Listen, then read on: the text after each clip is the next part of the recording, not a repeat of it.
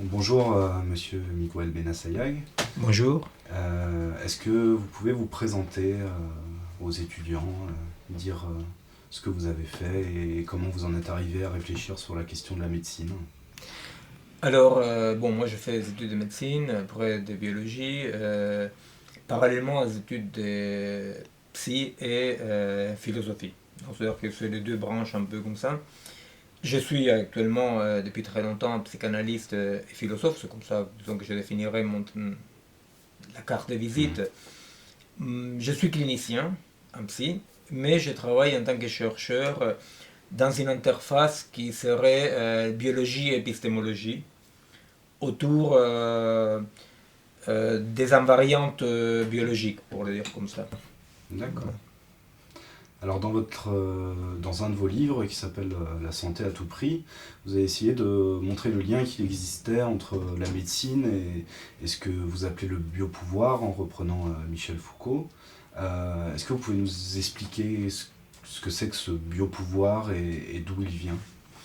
Oui, en effet, oui, je m'inscris dans la continuation de ce que Michel Foucault a commencé à développer, qui est une trouvaille. À un moment donné, Michel Foucault, il se rend compte que les modes de pouvoir, les modes de faire la politique, les modes de créer de la discipline dans nos sociétés étaient de plus en plus centrés sur l'homme, mais en tant qu'être biologique. Et pas sur l'homme individu, mais sur l'homme population. Et que donc le curseur comme ça s'est déplacé d'une société de conflits, une société dans laquelle on discutait la loi, dans laquelle il y a des luttes, etc., vers une société de la norme, une société dans laquelle on est normal ou anormal, sain ou malade, etc. Et cette société donc va s'occuper de la vie, va s'occuper de la vie dans le sens biologique des populations en faisant des enjeux des vitaux, hein, l'enjeu biologique, un enjeu de pouvoir. Comment on doit vivre, comment on doit utiliser son corps. Un tout petit peu le sujet que Foucault travaillait déjà avant avec les panoptiques, le désir du pouvoir de rendre transparent la population, l'homme, le monde, comment ce désir panoptique du pouvoir, hein, que Mhm. l'autre soit transparent, et comment ceci va s'articuler avec la médecine. Et donc le pouvoir va être un pouvoir exercé au nom du bien et pour lesquels tout ce qui n'est pas immédiatement repérable, étiquetable, mesurable est dangereux, pathogène, comme ça. Alors le biopouvoir, la biopolitique est un mode d'organisation sociale où on nous veut du bien. On nous veut du bien, les consignes sont toutes des consignes pour notre bien. Euh, Avec quoi il se passe un tas de choses. La première, comme ça que je dirais, peut-être c'est pas la plus importante, ou ce qui viendra à tout le monde en premier lieu quand on parle de ça, mais moi ça me vient en premier lieu à l'esprit, c'est le fait que quand une société, quand il y a un pouvoir, hein, comme ce que je peux connaître par exemple en Argentine à l'époque des dictatures militaires, quand un pouvoir vous fait du mal, clairement du mal, vous pouvez résister, vous pouvez pas résister, je sais pas, mais dans tous les cas c'est clair et net. Quand un pouvoir vous veut du bien, le problème c'est que on commence à se méfier de soi-même. C'est-à-dire que le pouvoir me veut du bien, les consignes pour aller faire caca, pour voir si est-ce qu'on n'a pas les cancers du Mhm. côlon, les consignes par rapport à oh papa fume, quelle horreur, Mhm. bon, toutes ces consignes comme ça, des biopouvoirs, comme ça, font que du coup je ne vais pas me méfier du pouvoir, je vais me méfier de moi. C'est-à-dire que le mal il est en moi. Le mal il est en moi, il guette de l'intérieur et j'essaierai comme une sorte de vision un peu particulière dans laquelle une partie saine de moi adhère aux consignes biopolitiques et cette partie saine de moi associée avec le pouvoir tente de lutter contre mes parties obscures, n'est-ce pas? Alors bon, c'est un drôle de dispositif de Mhm. pouvoir, oui, qui désubjectivise beaucoup, qui est très réductionniste, et qui marche des tonnerres. D'accord. Ce qui est intéressant de comprendre pour montrer que ça marche, justement, c'est que, comme au final, en tout temps, la médecine a été traversée par l'idéologie de l'époque. D'ailleurs, Lévi-Strauss disait sur la médecine pendant le Moyen-Âge que c'était une médecine qui était dérivée du chamanisme, mais aussi d'un consensus social, c'est-à-dire à partir du moment où toute la société était religieuse et croyante, les personnes croyaient en leur médecine. Ça ne venait pas d'un pouvoir supérieur, c'était quelque chose de toute la société allait dans le même sens. Et aujourd'hui, c'est un peu le cas avec cette idéologie du biopouvoir, c'est ce que vous dites, c'est-à-dire que c'est pas un pouvoir qui serait là au-dessus et de quelques personnes qui seraient dans un endroit de la société et qui seraient en train d'essayer de diriger les hommes, mais c'est bien, alors vous appelez ça une stratégie sans stratège, c'est-à-dire encore une fois un consensus social qui nous pousse à avoir une médecine dans ce sens-là. Je ne sais plus qui disait on a la médecine et les médecins qu'on mérite. C'est un peu ça aussi, cette question du biopouvoir. Oui, alors effectivement, il y a plusieurs niveaux dans votre question. D'abord, je vais répondre vite fait par rapport à une chose que vous avez évoquée, qui me semble que ce serait intéressant de revenir après par rapport au biopouvoir. Effectivement, moi j'appartiens à cet courant de pensée qui ne croit pas qu'il existe des Big Brother derrière les structures de pouvoir. Alors pour être clair, après y revenir, ce que nous voyons, c'est que dans le dispositif de pouvoir injuste, mettons, il y a des gens qui bénéficient de ces dispositifs de pouvoir. Il y a des gens qui défendent ce dispositif injuste parce qu'ils bénéficient, profitent. Mais ce qu'il n'y a pas, c'est un Big Brother qui ordonne tout ça de l'extérieur. C'est un tout petit peu ce qui trompe souvent les gens parce qu'on se dit si le pouvoir ne compte pas avec un Big Brother qui dirige ça de l'extérieur, donc on ne peut plus lutter, on ne peut plus résister, à quoi bon résister? En fait, si, bien entendu qu'il y a des classes, des groupes sociaux qui défendent l'injustice ou qui défendent un pouvoir quelconque, il y a des groupes sociaux qui bénéficient de ça, d'autres qui sont opprimés. Et la lutte, donc, a tout à fait son sens d'être pour changer l'orientation des choses, pour résister contre le groupe qui bénéficie du pouvoir. Ce qu'il n'y a pas dans mon modèle de pensée, d'ailleurs, c'est pas, je n'ai pas eu une révélation divine, mais dans mes modèles de pensée, ce qu'il n'y a pas, c'est effectivement un Big Brother qui dirige ça. C'est vraiment la société, comme la vie des gens, se développe comme des stratégies émergentes, pour dire comme ça, sans un stratège. Ou dit autrement, les stratèges font partie de la stratégie. Ils ne dirigent pas la stratégie, les stratèges. Bon. En revanche, il y a un autre point que peut-être ça serait important de développer pour comprendre la place de cette articulation entre médecine et biopouvoir, la place du médecin, la place du praticien de santé. Il faut savoir quand même que dans cette période comme ça de la culture, de la société qu'on appelle la modernité, qui commence avec la Renaissance, quand tout à coup l'homme devient son messie et son prophète, avec la croyance dans les progrès, etc. C'est vrai qu'à cette époque-là, il va y avoir un déplacement anthropologique très très important. Dans une société qui se structure autour de l'idée de Dieu, de la croyance en Dieu, celui qui a créé le monde, celui qui apparaît comme le sujet, est intouchable. Donc, dans une société déiste, une société qui croit à une divinité extérieure, le corps de l'homme n'est pas sacré, n'est pas intouchable. On peut les torturer, on peut les sacrifier, parce que celui qui est intouchable dans toute société est celui qui apparaît comme le créateur ou le sujet. Quand, à la Renaissance, l'homme va prendre la place du sujet de l'histoire, le corps de l'homme va devenir intouchable. C'est quelque chose de très intéressant parce qu'on le voit par exemple dans l'interdiction de torturer, on doit se cacher pour torturer, on a continué à torturer effectivement, mais on se cache. Le corps de l'homme devient intouchable et il ne faut pas les modifier, il ne faut pas les marquer, etc., etc. Et qui peut toucher le corps de l'homme? Le médecin.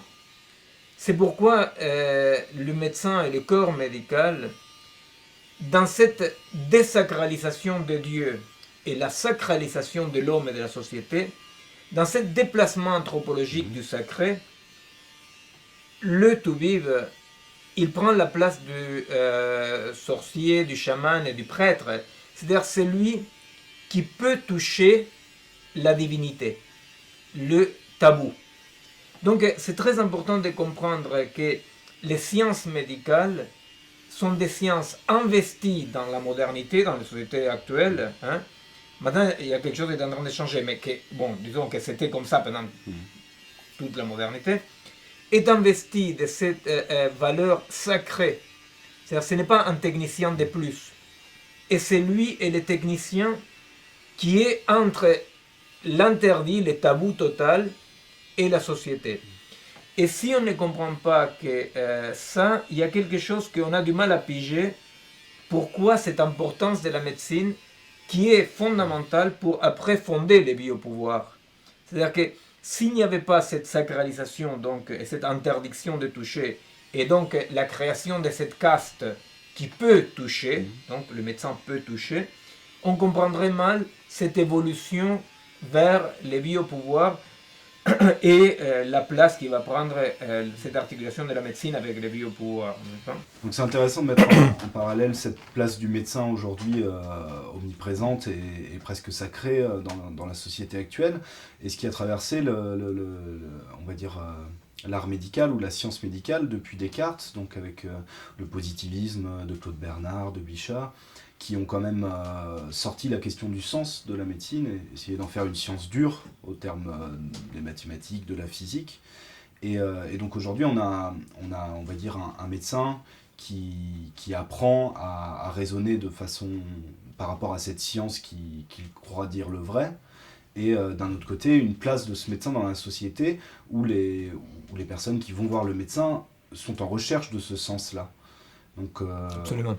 Avant la médecine, disons, de l'homme, de l'époque de l'homme, comme l'appelle Foucault, avant la médecine de la société sacralisée, avec le corps était touchable, donc les techniques de guérison étaient des techniques qui avaient à voir avec le chamanisme, mais qui avaient à voir aussi avec un savoir tout à fait banalisé. Bon. Quand l'homme devient ce sujet de l'histoire, l'homme devient le sujet de l'histoire par la connaissance. C'est-à-dire, c'est ce que Copernic va écrire, qui dit la seule différence, il dit, entre Dieu et les hommes, est que Dieu connaît tous les théorèmes depuis l'éternité, et que les hommes ne connaissent pas tous encore. Pas tous encore. Là, on voit introduire la modernité comme une temporalité à se définir, à s'accomplir. Dans cet accomplissement, l'univers est écrit en langage mathématique, dit Galilée. Donc, il faut connaître, qui connaît les théorèmes, qui connaît la façon de... Voilà, connaît le réel et maîtrise le réel. Connaître pour maîtriser, compte. Alors, donc, dans cette évolution, l'homme en tant que sujet, au fait, il y a une sacralisation de cette connaissance, cette capacité de connaître de l'homme. Et ça va conduire petit à petit à une sorte de réductionnisme qu'aujourd'hui on connaît comme le physicalisme, qui est de dire tout se passe dans le monde du réel en suivant des lois physiques. Hein. Alors, c'est quand même quelque chose de très complexe, là on synthétise trop.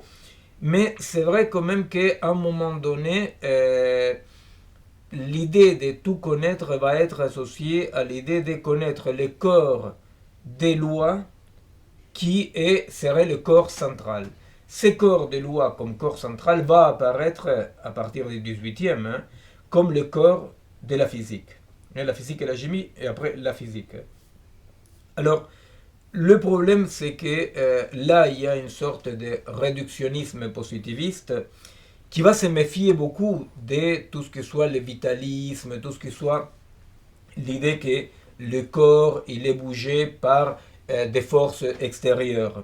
Donc on va dire non, le corps n'est pas bougé par des forces extérieures, il est bougé par des forces intérieures. Et ces forces intérieures-là, nous pouvons les connaître en connaissant les lois de la physique. Donc là, d'un point de vue philosophique, c'est l'abandon d'Aristote, ce qu'on appelle le réalisme en philosophie. Donc Aristote, les corps sont bougés par des forces extérieures, vers le nominalisme et vers l'idée que les corps sont bougés par des forces intérieures, et ces forces-là obéissent à des lois physiques.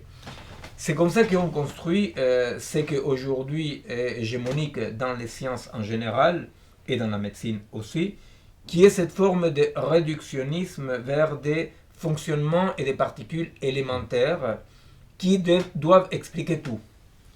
Alors là, du coup, effectivement, petit à petit, il faut dire deux choses. Là, une petite parenthèse, c'est que sans réductionnisme, il n'y a pas de recherche scientifique. Parce qu'on ne peut pas être holiste, vouloir tout comprendre, parce que si tout est dans tout, il n'y a pas de possibilité de connaître. Donc, le réductionnisme est un mouvement nécessaire à la recherche scientifique. Le problème, c'est que le réductionnisme ne devient plus qu'un instrument de recherche, il devient une croyance. Et on va finir par croire, effectivement, que l'organisme vivant est un agrégat des parties plus ou moins bien agencées, en construisant le modèle actuel, qui est un modèle effectivement tout à fait constructiviste, tout à fait modulaire du vivant et de l'homme, qui, paradoxalement et incroyable, laisse derrière tout modèle organique. Parce que le modèle organique est celui qui définit Kant, c'est-à-dire qui dit dans un organisme, toute partie est pour et par l'autre. C'est-à-dire qu'on ne peut pas isoler une partie et ne reste pas pareil une fois qu'elle est isolée. Alors, voilà. On ne peut qu'isoler des parties pour étudier. Le problème, c'est quand on commence à croire que l'assemblage de ces parties-là vont faire le tout. Donc c'est ça qu'il faut voir. C'est-à-dire qu'on ne peut pas ne pas opérer de façon réductionniste. Le problème, c'est la croyance que le réductionnisme est la voie vers une connaissance. Et alors, on commence à isoler. C'est le modèle que Marie Shelley critique dans Frankenstein, c'est-à-dire finalement l'homme et tout organisme vivant n'est pas autre chose que la somme des parties. Et ça, c'est quand même un véritable problème parce que donc du coup on se prive de toute possibilité de connaître d'autres niveaux de haute organisation de la matière qui n'obéissent pas aux mêmes lois que les niveaux physicalistes. Non? Et là, il y a effectivement une perte de sens. Effectivement, c'était dans votre question aussi l'idée de que une des fonctions fondamentales du médecin aujourd'hui, c'est que les gens viennent avec une demande de sens. Qu'est-ce que je dois faire? Mais comme la vie, elle est de plus en plus plaquée sur la vie des processus biologiques, la demande sur les processus biologiques se confond avec une demande d'essence. Et bon, ça c'est devenir comme ça, c'est des processus qui participent à ces biopouvoirs parce qu'effectivement, il y a la construction d'un modèle d'homme, d'un modèle de corps, que moi j'identifie un tout petit peu avec cette idée du roman de Robert Musil, donc L'homme sans qualité, dans lequel l'organisme, ce serait une table rase sur laquelle on colle des modules et on décolle d'autres modules, sans avoir la possibilité d'avoir une vision organique. C'est-à-dire qu'aujourd'hui, par exemple, quand on travaille dans la recherche en biologie ou médicale, quand on dit à quelqu'un d'accord, mais là il faut penser en termes d'intégration du système, ipso facto il va se méfier. Parce que on ne peut pas mettre dans un tube d'essai les côtés intégration. C'est-à-dire qu'on peut voir toutes les parties. Et vraiment, dans la biologie moléculaire, on est là, comme dans l'intelligence artificielle ou la vie artificielle, on est là un tout petit peu en train de se dire il nous manque un module pour créer la vie. C'est quand même pas rien qu'il y ait cette incapacité de penser à un niveau d'intégration sans que tout de suite on pense là, voilà, il y a Dieu ou le vitalisme qui va revenir, n'est-ce pas? Ouais. Donc c'est ça, au final, aujourd'hui, donc on a donc un médecin qui est très spécialisé on a réussi à créer ces spécialisations toujours plus poussées à un tel point qu'elles ne peuvent plus échanger, qu'on ne peut plus voir les liens pour recréer justement le tout. Et donc le médecin devient un outil très puissant pour ce biopouvoir parce que il met en place l'idéologie sous-tendue par le biopouvoir et avec quelque chose d'extraordinaire, c'est-à-dire qu'il n'en a même pas conscience, quoi. Tout à fait. Absolument. Dans cet devenir réductionniste où les modèles qu'on applique ne sont plus des modèles complexes, organiques, mais des modèles modulaires, dans lesquels il y a une somme de parties, le Toubib, il a du mal à... c'est pas qu'il a du mal, c'est presque impossible quand même, de penser en termes d'intégration dans lesquels les critères de santé sont un critère de santé, pour dire comme ça, situationnel, singulier. Non? Et donc, effectivement, si un module dysfonctionne, on va s'occuper du module, n'est-ce pas? Et si, en s'occupant de ces modules-là, on va faire dysfonctionner d'autres modules, on s'en occupe, qu'à cela ne tienne. Mais ce qu'on a du mal à faire, c'est de dire ces modules-là qui en principe dysfonctionnent, d'après un certain point de vue, dysfonctionnent, dans cette singularité agencée, fait que la singularité existe. Non? C'est-à-dire qu'on a du mal à voir ça, à voir quand même que... Alors ça commençait très tôt, par exemple, avec les refus de la psychiatrie, avec les DSM-3, DSM-4, etc. Les refus de la psychiatrie de procéder à un diagnostic situationnel. Hein? Donc, dans la psychiatrie, l'apparition de ces manuels de diagnostic vont modulariser l'homme, n'est-ce pas? Et en modularisant l'homme, ce qu'on fait, c'est qu'on évite toute situation de diagnostic, toute situation de rencontre singulière dans lesquelles le Toubib, il peut se faire une idée du mode de fonctionnement de l'autre et plus ou moins voir qu'est-ce qu'on fait ensemble. Là, on refuse. Il y a un refus des rencontres. Hein. Dans cette médecine modularisante comme ça, il y a un refus de rencontre à l'autre, on évite de rencontrer l'autre. Et ceci est terrible parce que plus la médecine refuse de rencontrer l'autre en tant qu'intégration, parce qu'il n'a pas ce modèle-là, tout bêtement, plus, paradoxalement, du côté du malade, on vient demander du sens au Toubib. C'est quand même incroyable, parce que moi, par exemple, je peux dire, bon, je vais voir ma dentiste, qui est quelqu'un de très bien. Bon, je vais voir ma dentiste, je sais qu'elle va s'occuper que de ma carie. Donc, je vais avec une demande très précise des techniques. Quand je vais voir le médecin, il y a tout de suite l'autre dimension comme ça qui survole la demande technique, qui est une dimension de sens. Mais qu'est-ce que je dois faire? Est-ce que je m'occupe bien de mon capital vie, de mon capital santé? Est-ce que je suis déviant? Non? Donc, cette autre dimension implicite, non dite, fait qu'il y a une rencontre incroyable, quoi. D'une part, on refuse toute vision intégrative, et de l'autre part, on vient demander du sens. Non? Et ça, effectivement, dit comme ça semble un peu caricatural, mais c'est quand même une des molécules de base de la biopolitique et le biopouvoir. Ouais. On a l'impression, justement, dans ces lieux de soins, qu'aujourd'hui, un certain nombre... la façon dont fonctionnent ces lieux de soins, on a l'impression que le malade doit amener sa maladie comme s'il la portait sur le dos, comme si elle ne faisait pas partie de lui.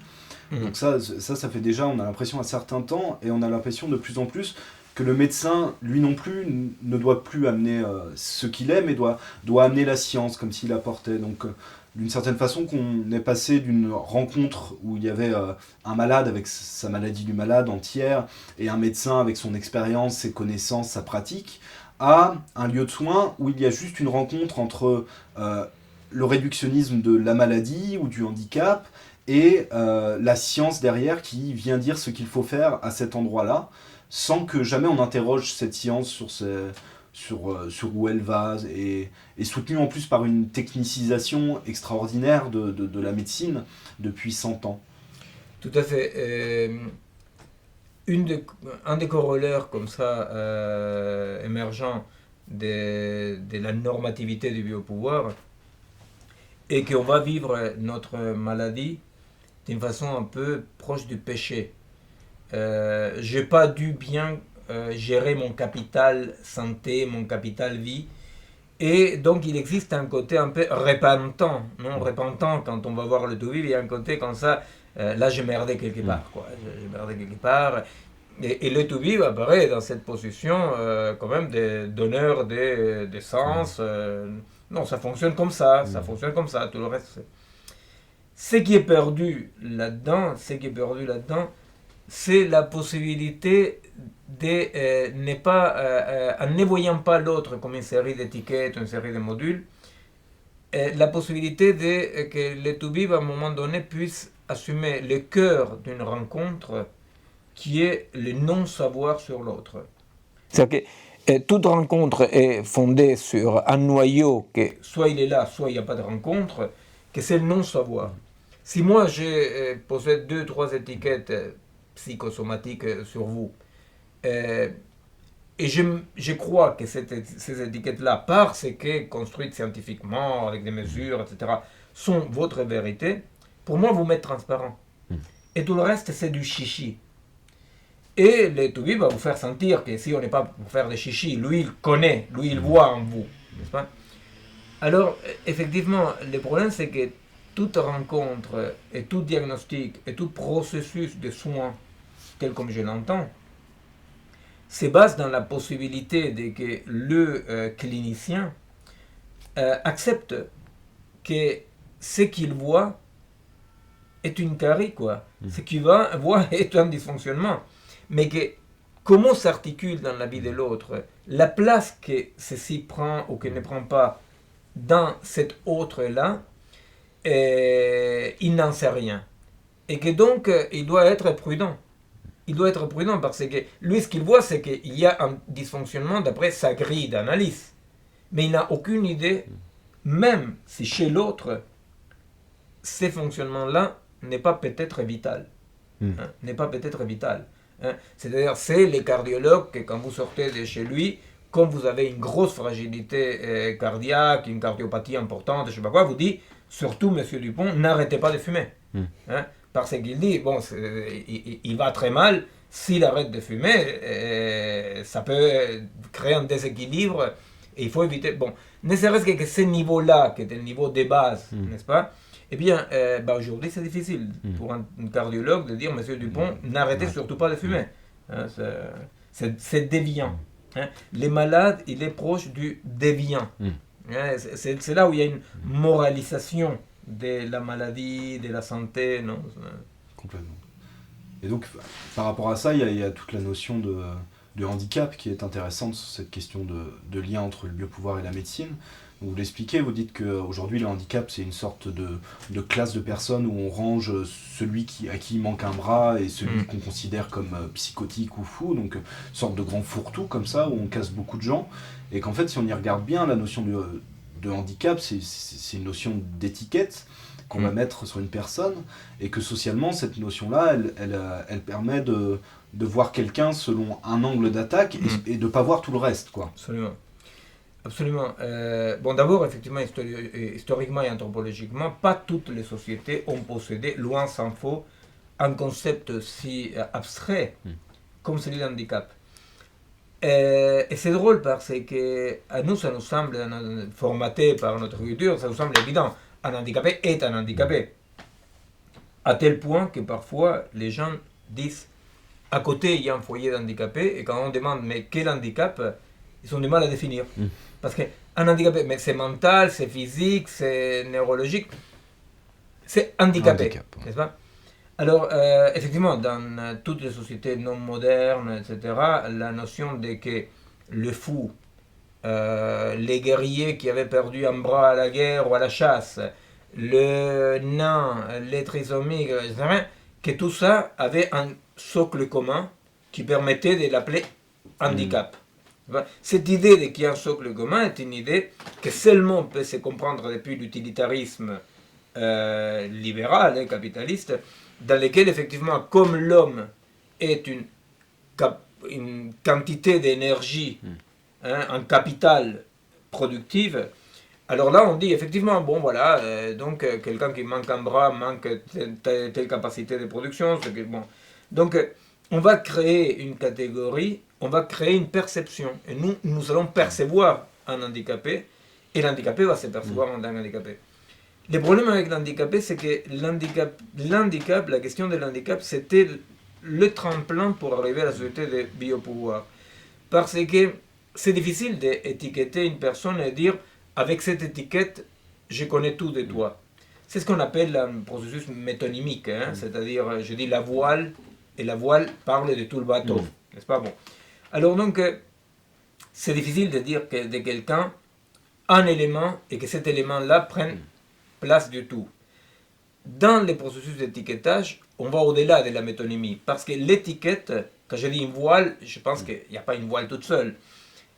Quand j'étiquette, oui, il y a un passage dans lequel l'étiquette se débarrasse, se déterritorialise de la complexité de la personne.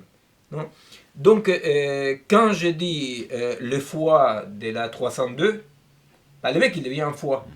Mais quand je dis les Mongoliens, quand je dis le nain, quand je dis, je sais rien, peu importe, n'est-ce pas, les Goujas, l'aveugle, le sourd, là, il y a quelque chose qui réduit l'autre à une inhumanité fondamentale, parce que celui qui est ainsi étiqueté, il n'est plus un sujet désirant, qui a des désirs multiples. Un paralytique n'a pas de désirs. Un paralytique a un manque et un besoin défini. Il ne peut pas marcher, donc il désire marcher. Non? Donc c'est important de voir le formatage du désir même de la personne, la réduction qui fait qu'une étiquette a un désir sain. Ça, bon, la question de l'étiquetage, on les comprend bien, par exemple, quand on dit tous les Occidentaux vont dire tous les Chinois se ressemblent, effectivement, parce qu'on va sortir un élément perceptif, et cet élément perceptif masque ou élimine les restes. Tous les Noirs se ressemblent, toutes les femmes, bon voilà. L'étiquetage a toujours à voir avec ce qu'une société voit, ce qui se donne à voir. Et la norme, c'est RAS, rien à voir, n'est-ce pas?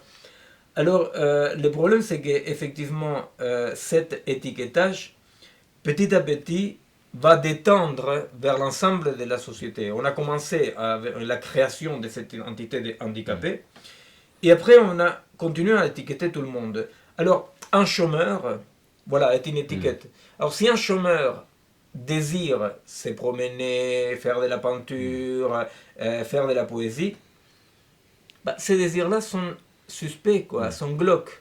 Parce que l'étiquette définit quel est ton désir. Sain. Si tu es chômeur, tu désires travailler. Si tu es paralytique, tu désires marcher. Si tu es sourd, tu désires entendre. Donc, c'est ça les mécanismes de biopouvoir. Le mécanisme de biopouvoir est une discrétisation d'un ensemble complexe. Et à partir de cette étiquette-là, vous avez une série de désirs qui correspondent, et tout ce qui excède, il suffit de voir, par exemple, les problèmes de la sexualité des handicapés ou des personnes âgées, etc. Comment c'est très suspect, très mal vu. Parce que, voilà, une personne âgée ne peut désirer que d'avoir encore un peu de puissance de vie. Un handicapé ne peut... Voilà, non, c'est un tout petit peu... Alors, c'est ce quadrillage disciplinaire est très très fort qui aujourd'hui constitue cette sorte de biopouvoir dont la première ligne dans cette avancée-là est faite du personnel de la santé, médecins, infirmiers, psychologues et personnel non soignant aussi. Et ce qui est le plus tragique dans cette première ligne, c'est qu'ils ignorent absolument le côté idéologique de ce qu'ils font. Hein, c'est-à-dire, tout semble être une évidence. C'est évident qu'un corps est comme si, qu'un handicap est ça, qu'une maladie est ça. N'est-ce pas? Et c'est ça qui est le plus dangereux. Le plus dangereux, c'est que le biopouvoir est exercé par des gens qui ne veulent que du bien, et qui ignorent absolument qu'ils sont porteurs d'une idéologie. Et ils pensent justement que c'est fini, les idéologies. Hein. Alors effectivement, quand un militaire venait m'arrêter, et il pensait qu'il pouvait se recevoir une prune dans la gueule, quoi. Si un toubib qui me veut du bien, j'ai l'agresse, il appelle son collègue psychiatre. N'est-ce pas? Parce qu'ils me veulent tous du bien. Et quand même si je suis agressive, donc ils vont chercher celui qui me veut du bien et qui s'occupe du module agressivité. Non? C'est une sorte de quadrillage dans lequel rien n'échappe, quoi. Hein?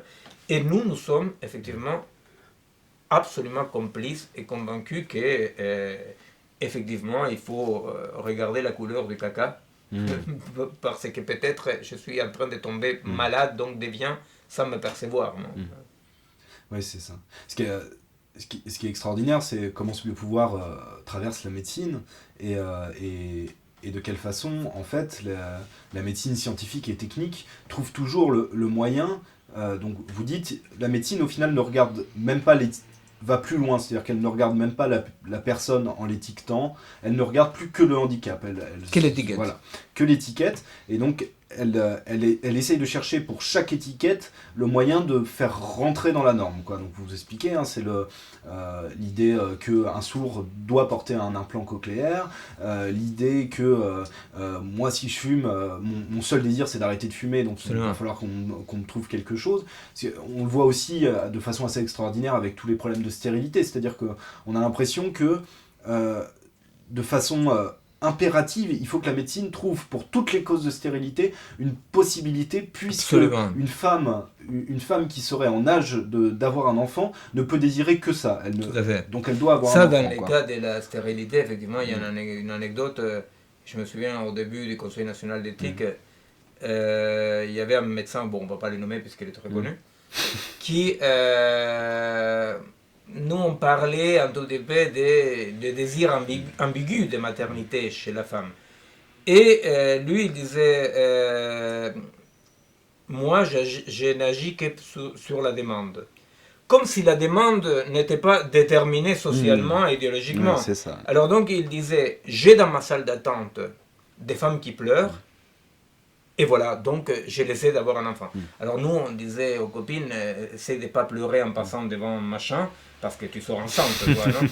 Or, la question de la stérilité est une question très intéressante, parce que la stérilité féminine, nous savons bien qu'il y a un côté, entre guillemets, mystère, qui est donné par un constat empirique, qui est le fait qu'une femme qui a fait tout contre la stérilité, le jour où elle adopte un enfant, elle tombe enceinte.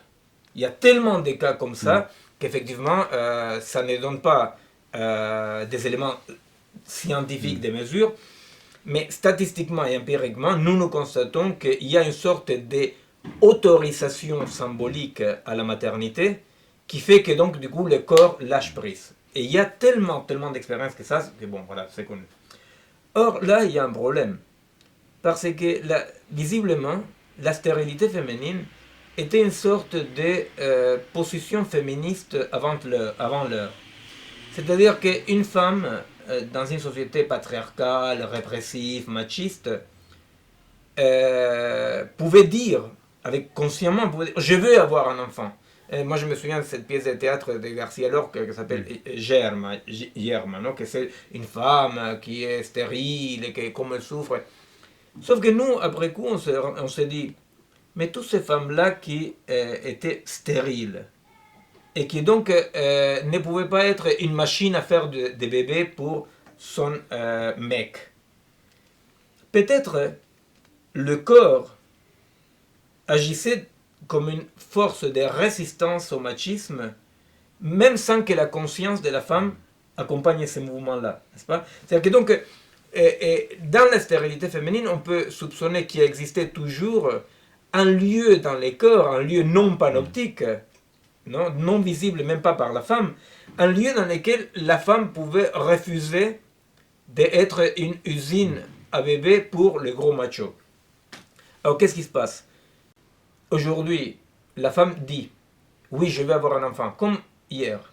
Et oui, mais comme la technique permet de lui foutre un enfant malgré tout. Donc cette dimension complexe, repliée de résistance n'a plus la possibilité d'exister. Et ça, c'est un problème d'ignorance, c'est pas un problème si complexe que ça. C'est que prendre la personne au mot est toujours un acte réactionnaire. Quand un alcoolique me dit « je veux arrêter de boire », moi je peux croire absolument qu'au moment qu'il me le dit, c'est vrai. Mais il n'y a pas que le moment qu'il me le dit. Et l'homme, ce n'est pas que sa conscience. Il y a des processus complexes corporels qui font que l'alcool fait partie de son être. Donc, si moi j'ai la technique moléculaire, chimique, je ne sais rien, non, pour qu'il me dise « je vais arrêter de boire », boum, je t'enlève l'alcoolisme, je suis en train d'écraser des niveaux profonds, complexes, des replis qui font partie de la vie et de la culture et de l'humanité. Alors, moi je pense que la puissance médicale a un côté effectivement magnifique pour tout ce qu'on peut faire, et un côté terrifiant parce qu'effectivement écrase tous ces niveaux de plis, de replis qui font partie fondamentale de la vie, d'un point de vue vital, mais vraiment vital, non? Et je ne pense pas qu'il faille opposer technique à complexité du vivant. Au contraire, c'est imaginable une articulation de la technique avec la complexité, mais c'est vraiment pas du tout l'essence que les choses prennent aujourd'hui, non? Il y a un exemple, je peux vous donner un exemple bête, éthologique, qui est un exemple que je mis dans un de mes bouquins. Des éthologues, ils ont fait une expérience utilitariste avec des chiens, non? Ils modélisent la journée d'un chien, non? Alors ils disent quand il mange, bon je comprends à quoi ça sert, quand il chie je comprends à quoi ça sert, quand il dort je comprends. Mais tous les chiens du monde font 10 tours autour de la niche avant de se coucher. Donc ils ont dressé les chiens pour qu'ils ne fassent pas les 10 tours, parce que dans les modèles utilitaristes et transparents, ces 10 tours-là ne correspondaient à rien. C'était poubelle. Bon. Au bout d'un mois et demi, il y a une petite chienne qui est morte, un autre qui est devenu hyper agressif. Donc chacun a réagi d'après sa nature, mais tous, ils ont été malades, parce qu'effectivement, je ne peux pas modéliser un organisme vivant en termes utilitaristes. Parce que les plis et les replis qui, dans mon modèle utilitariste, ne servent à rien, dans le modèle intégré, je ne sais pas à quoi ça sert. Mais cette histoire de ça sert à rien va très loin. Parce qu'effectivement, 90% de l'ADN est nommé ADN poubelle. C'est pas rien de nommer ADN poubelle à l'ADN non codant. Ça veut dire que la nature, ben voilà, la nature a déconné. Là. Et cette vision est une vision idéologique qui prend des allures scientifiques, mais est une vision idéologique. Oui, et on a l'impression qu'on est dans cette sorte de cercle où les citoyens demandent toujours plus à la médecine, puisque la médecine a l'air de pouvoir répondre à pratiquement toutes les choses, et peut-être la chose la plus ancrée chez l'homme, c'est cette idée que peut-être un jour on ne pourra pas mourir, et il y a dans la définition de l'OMS de la santé, donc, qui dit que la santé n'est pas seulement l'absence de maladie, mais c'est un complet bien-être physique, psychique, social, etc. On voit bien que dans une définition comme ça, au final, on a l'impression qu'on nie la vie dans une définition comme ça, parce que cette définition, elle amène à nous dire que, d'une certaine façon, on est tous malades, puisque personne ne pourrait se targuer d'avoir un complet bien-être physique, psychique, social pendant toute sa vie, parce que la vie, c'est aussi faire l'expérience de l'abandon, faire l'expérience de notre souffrance ontologique avec les autres, faire l'expérience de notre solitude aussi, faire l'expérience de notre fragilité, et donc c'est ça aussi vivre, et vivre, c'est aussi aller justement vers la mort, puisque au final la mort est un processus de vie, et on a l'impression qu'on est en train de découper tout ça, d'enlever la mort, d'avoir une vie de plus en plus plate, et d'essayer d'avoir une course vers le fait de repousser cette mort le plus loin possible. Oui, Alors là, effectivement, dans ce dispositif de pouvoir-là, ce qui n'est pas dit et qui est une vérité, c'est que éviter tout risque à quelqu'un, c'est le mettre en danger. Hein. Parce que c'est affaiblir la personne ou affaiblir la population. Donc, au nom du bien, toute l'idéologie sécuritaire, avec ces relents nauséabonds qu'il y a, etc., est une idéologie qui, au nom de ne pas faire courir de risques à la société, la met en danger. La met en danger parce qu'il infantilise la société. L'adulte aujourd'hui est comme un petit enfant qui va demander qu'est-ce que je dois faire pour ne pas souffrir, qu'est-ce que je dois faire pour ne pas souffrir. Quand moins de 1%, maximum 1% des délinquants sexuels sont récidivistes et le président de la République se permet de la ramener en disant il faut quand même prendre des mesures, il est en train d'abord de prendre les gens pour des cons, quoi. Mais deuxièmement, et beaucoup plus grave, de créer cette illusion de qu'on pourrait éviter tout risque. Or, une société qui s'écroît au-delà des risques est une société qui est de plus en plus en danger. En danger de quoi? En danger des manipulations, en danger des pertes de puissance, donc ne pas trouver de solutions aux problèmes, mille dangers, n'est-ce pas? Alors donc, il y a dans cette idéologie sécuritaire, qui est effectivement un corollaire fondamental du biopouvoir, hein, dans l'idéologie sécuritaire, il y a cette infantilisation de la société qui, on va tous se sentir menacés. Menacés par des virus, des bactéries, menacés par des étrangers, menacés par des terroristes, par des pédophiles. L'image du pédophile est très intéressante parce qu'effectivement, voilà, on est tous des petits enfants menacés par des pédophiles et des terroristes, non? Et nous, on ne peut rien. Hein. Alors, ça, c'est très très dangereux. C'est très très dangereux. Et effectivement, dans cette infantilisation de la société, il y a une perte de puissance des gens parce que le deal est si tu acceptes de sacrifier ta vie, je t'assure une survie. Donc, la promesse est une sacrée promesse, c'est-à-dire, c'est une promesse quand même des maîtres, hein, c'est-à-dire, je t'assure la survie. Or, deux évocations, une égale, dans la dialectique du maître et de l'esclave, l'esclave est celui qui préfère la vie à la liberté. Donc, il survit, non? Mais encore plus proche de nos préoccupations, c'est lui, Pasteur. Je ne te demande pas à quelle race tu appartiens, à quelle religion tu appartiens. Si tu souffres, tu m'appartiens, je te soulagerai. Donc, c'est cette idée de que quand je souffre, je ne m'appartiens plus. Le corps malade n'appartient plus à la personne. Le corps malade appartient à ceux qui vont vous remettre dans le droit chemin. Alors, tout ceci est ce qui met en danger notre société, à vrai dire. Tout bêtement, ça semble un peu grandiloquent dit comme ça, mais dans des sociétés qui affrontent des vrais défis écologiques, économiques, démographiques, bon, des vrais défis, une population de plus en plus infantilisée, une population de plus en plus sous perfusion comme ça et sur surveillance, est une population qui n'a pas la puissance de produire la résistance, le lieu de pensée qu'il faut. C'est quand même pas rien que la technique, et particulièrement la technique médicale, mais toute la technique, soit devenue les lieux anonymes de production de normativité. C'est-à-dire que la norme, elle est produite par la recherche technico-scientifique.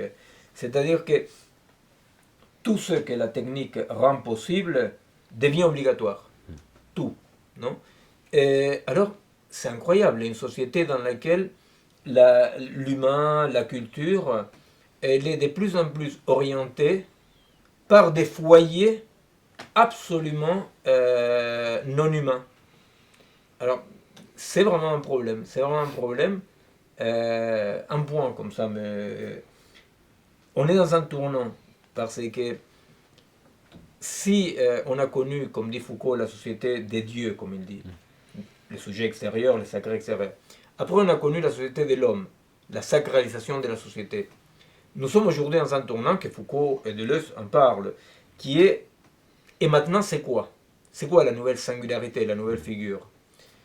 La nouvelle figure est quand même une singularité technico-économico-scientifique, hein, et c'est-à-dire que le sacré est en train de se déplacer. Et un des symptômes majeurs que le sacré est en train de se déplacer, c'est que le corps humain, il est redevenu touchable et modifiable. La torture n'est plus cachée, hein, c'est-à-dire il y a Guantanamo, mais il y a aussi toutes les séries de télé dans lesquelles les gentils torturent, n'est-ce pas? Le corps humain, finalement, il est absolument perfectible, on va changer moi tout ça. Donc là, il faut bien voir qu'on est dans un tournant historique, anthropologique très très important, dans lequel il y a un déplacement de ces lieux du sacré qui n'est plus l'homme. L'homme, il est devenu ressources humaines, hein, parmi d'autres ressources. Hein, et la ressource peut-être la moins chère parce que c'est une ressource renouvelable. Hein. Et donc, là, il y a quelque chose qui est en train de s'opérer maintenant et qu'il faut bien comprendre la différence entre ce qu'on appelait jusqu'aux années 70 le pouvoir médical, je sais pas quoi, et les biopouvoirs. Parce que les biopouvoirs est la distribution du pouvoir qui justement correspond à ce déplacement du sacré vers une autre singularité. Ni Dieu, ni l'homme, un truc un peu bizarre qui est comme ça, ces nouveaux dieux de l'Olympe qui sont l'économie par exemple, hein, c'est-à-dire on n'y peut rien, hein, on n'y peut rien, ou la technique qui en se développant en tant que combinatoire autonome dicte des lois normatives aux vivants. Alors, qu'est-ce qui fait que les personnes qui donc sont peut-être les plus en phase directe avec cette question du biopouvoir, qui sont le milieu de la santé et les médecins, qu'est-ce qui fait que cette vision qu'ils ont du corps humain, qu'on leur apprend bien sûr, donc cette vision d'un corps, d'un esprit séparé, c'est complètement séparé du corps, donc un corps qu'on peut toucher, qu'on peut changer, qu'on va pouvoir peut-être génétiquement modifier, auquel on va pouvoir tout faire, cette vision donc cette vision qui n'est qu'une vision dont on voit qu'elle a aussi plein de défauts comme vision, qu'est-ce qui fait que par rapport, alors vous prenez cet exemple, vous dites, le physicien, quand il manipule des atomes, logiquement, il sait que la construction idéologique, enfin voilà, un atome, c'est pas comme ça réellement, mais je me sers d'un modèle pour arriver à quelque chose. Par contre, s'il arrive un moment où je bute contre un obstacle, je peux penser que c'est mon modèle qu'il faut remettre en question. Pourquoi le médecin, quand son modèle bute sur la réalité globale des choses, au lieu de dire ah ben là il va falloir peut-être essayer d'aller voir vers d'autres modèles et tout ça, il s'acharne, et pourquoi il ne prend pas conscience de cette idée que la vision qu'il a de la médecine est liée à ce modèle du corps et qu'il en existe d'autres? Je pense que parce que la vision médicale biopouvoir est une idéologie qui réussit. Et une idéologie qui réussit est une idéologie qui n'apparaît pas comme idéologique, qui apparaît comme l'énonciation de la réalité. Donc, à vrai dire, effectivement, le physicien, il sait qu'il travaille avec un modèle. Et donc, quand le modèle ne sert plus, il va changer de modèle. Et le médecin, il ne pense pas qu'il travaille avec des modèles. Le médecin, il pense qu'il travaille avec ce qui est. Et voilà, la fameuse histoire, il ne faut pas faire de chichi. Là, c'est comme ça, c'est comme ça. Vous avez un cancer, vous avez un truc, voilà. Donc, ça, c'est votre vérité. Le médecin énonce la vérité. Même toutes ces tralala stupides sur il faut dire la vérité ou pas, au malade. Mais la vérité, ce n'est pas une information. Peut-être ne pas dire à quelqu'un qui a un cancer terminal est une façon de respecter une vérité situationnelle. C'est-à-dire, dans cette situation, la vérité ne passe pas par une information. La vérité passe par respecter peut-être un truc plus complexe. Bon. Donc on voit bien, et à quoi ça correspond cette idée de que la vérité c'est ce que je peux énoncer? Correspond à cette idéologie panoptique disciplinaire que les toubibs et les personnels de santé tout en général va engorgiter avec ces études médicales. C'est-à-dire que la vérité c'est que dans les études médicales il y a un volet comme ça qui est co-substantiel, c'est pas à côté, il est co-substantiel avec les modes d'étudier les mécanismes, les processus, etc., qui est idéologique, qui est un volet absolument idéologique, qui dit tout ce qui est bon apparaît, tout ce qui apparaît est bon. Et tout ce qui reste caché, tout ce qui est soit du fanatisme religieux, soit de l'obscurantisme, soit un bouillon de culture, de quelque chose de mauvais. Donc le Toubib, voilà, lui il pense que c'est comme ça, les fonctionnements qu'il a pris sont comme ça, et que toute évocation d'un autre niveau par rapport auquel lui, il ne saurait pas, est de l'ignorance. Et là, c'est les gros enjeux de notre époque. On voit bien, par exemple, toutes les tentations des fanatismes, des sectarismes, des retours à une religiosité, etc. C'est parce que quand même, les gens se rendent compte qu'il y a un autre niveau qui est écrasé. Donc, on voit là-dedans que peut-être la réponse n'est pas bonne, mais la question, elle est bonne.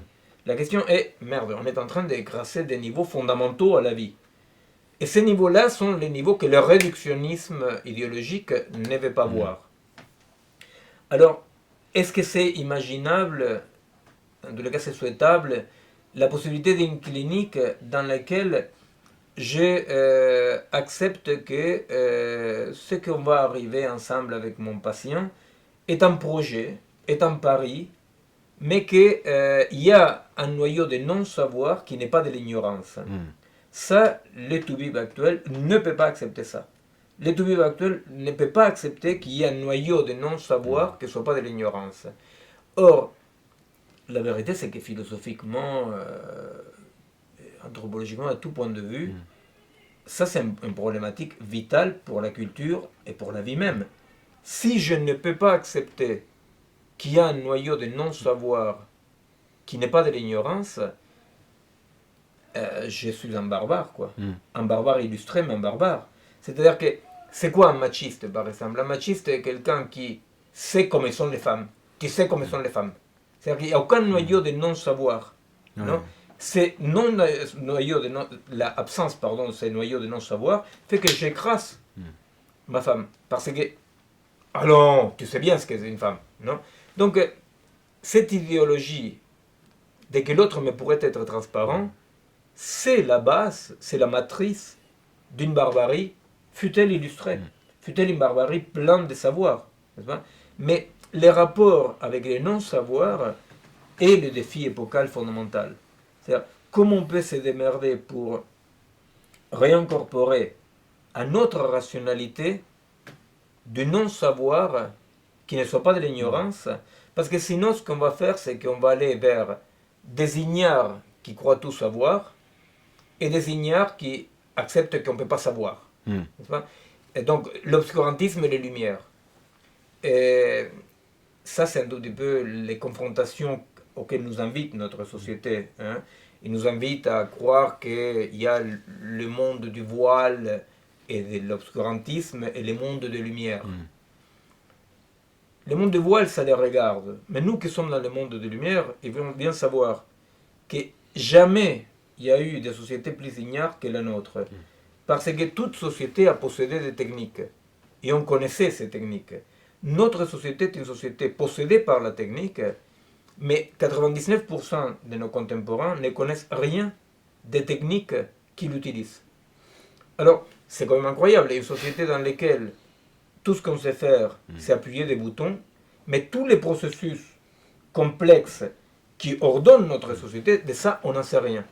Et même les techniciens, ils ne connaissent que des segments. Donc, notre société scientifique, des Lumières, est une société qui est en train de produire un niveau d'ignorance, donc d'impuissance, très très fort. Moi, je crois que les défis passent par là. Les défis passent par la possibilité de dire comment s'articule un savoir illimité avec un non-savoir structurant. D'accord.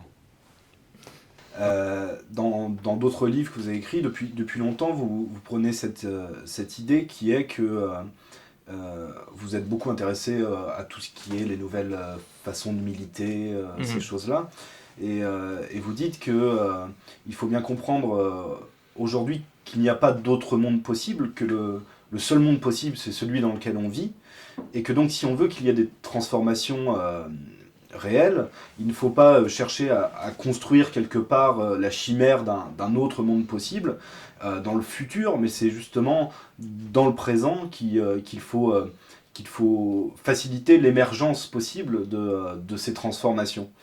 Donc si vous devez vous adresser à ces futurs soignants, qu'est-ce qu'à votre avis ils doivent mettre en place dans ce présent-là pour faire évoluer ce monde? Alors, effectivement, moi, avec mon histoire des résistants en Argentine, etc., à un moment donné, j'ai un peu structuré, un peu oui, systématisé mon expérience, mon pensée, en disant, effectivement, la lutte ne peut pas être une lutte pour un monde clé sur, non, comment on dit, que sous-main, non? Un monde tout fait, un programme, etc. Parce que ces luttes-là pour un programme, ils sont toujours aboutis au contraire, hein, c'est-à-dire ceci ne condamne pas à mes yeux, ne condamne pas à mes yeux la lutte. Simplement, je pense qu'il faut abandonner toute cette lutte au nom d'un espoir, d'un autre monde possible. Ce qu'il faut, c'est lutter concrètement pour le dépassement concret des injustices, avec des projets concrets de comment ça pourrait être autrement. Comment ça pourrait être autrement ici et maintenant, n'est-ce pas? Parce qu'un monde futur, on n'en sait rien. Et ce qui est sûr, c'est que dans tout le monde, il y aura autant de justice que d'injustice. Et la tâche des hommes et des femmes est de résister aux injustices de leur époque. Alors, par rapport aux soignants, quel est donc ces défis-là?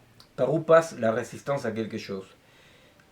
Les problèmes gravissimes, c'est que les soignants, ils sont de plus en plus mis en tant que complices d'un système qui dit rien ne peut changer, l'homme doit s'adapter, vivre c'est s'adapter, et donc il faut écraser tout ce qui résiste, et donc la souffrance n'est que du négatif, etc. Moi je pense que les grands défis pour les jeunes collègues, c'est d'abord de savoir que dans la souffrance peut-être se nichent des modes de résistance à le non vivable, à l'impossible. Qu'un homme et une femme qui souffrent, peut-être dans sa souffrance, comme je disais tout à l'heure pour la stérilité féminine, dans sa souffrance, peut-être il y a un noyau de résistance qui n'arrive pas à symboliser. Donc, ne pas être bête comme ça et de voir qu'il pourrait avoir les négatifs séparés des positifs. Il faut résister à cette vision normalisatrice qui sépare la normale du normal, la souffrance de la non-souffrance. Il faut voir que aller mal, ça fait partie d'aller bien. Et qu'il n'y a pas la possibilité de séparer dans un cycle complexe le aller mal d'aller bien. Que quand quelqu'un dit je vais mal, peut-être vraiment il va mal, peut-être il est dans des processus morbides, pathologiques, mais à la fois aller mal est co-substantiel d'aller bien. On ne peut pas séparer ça. Il faut résister à la construction de ce monstre qui serait l'homme amélioré qui pourrait ne jamais aller mal. C'est un monstre. Et c'est un monstre pour une société monstrueuse. Notre tâche en tant que clinicien, c'est d'accompagner la fragilité, dans laquelle on n'est plus dans les bien ou mal, dans laquelle on est dans un devenir plus complexe, et toute technique est bienvenue, pour peu que c'est incorpore organiquement à cette acceptation de la fragilité.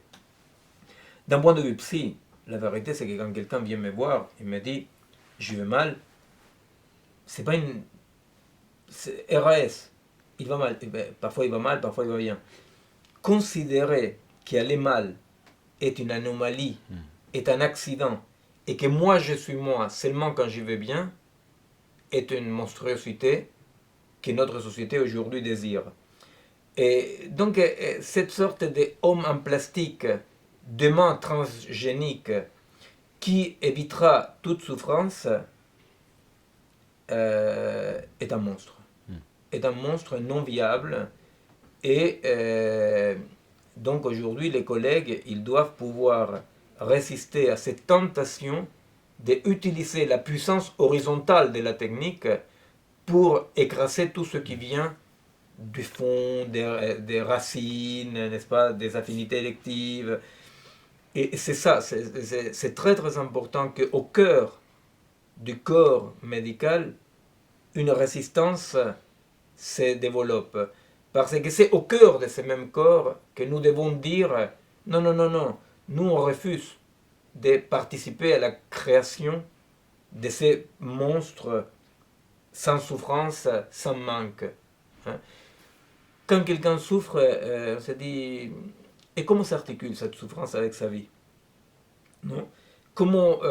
Pourquoi est-ce qu'il considère que cette souffrance est un accident dont il faut se débarrasser? Peut-être oui, peut-être pas. Mais il faut faire très attention avec ça. De lutter, de résister contre ces manichéismes disciplinaires que la technique nous promet comme possible et que dans tous les cas, ce n'est pas souhaitable. Non. Ben, merci beaucoup. Ben, merci à vous.